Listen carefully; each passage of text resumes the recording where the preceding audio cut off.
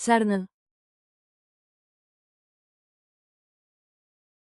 Què és la sarna? La sarna o escabiosi és una malaltia causada per un paràsit.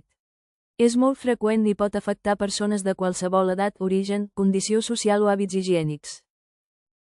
Quins són els símptomes? Origina una picor intensa, sobretot a la nit. Els símptomes apareixen al cap de 2 i fins a 6 setmanes de l'exposició o del contacte físic pell amb pell amb una persona amb sarna. Com es transmet? Per contacte físic i llarg pell amb pell amb una persona amb sarna. Per contacte amb objectes com la roba de vestir, roba de llit, tovalloles, coixins o altres teixits usats per una persona amb sarna. Una persona amb sarna pot transmetre la malaltia encara que no presenti símptomes.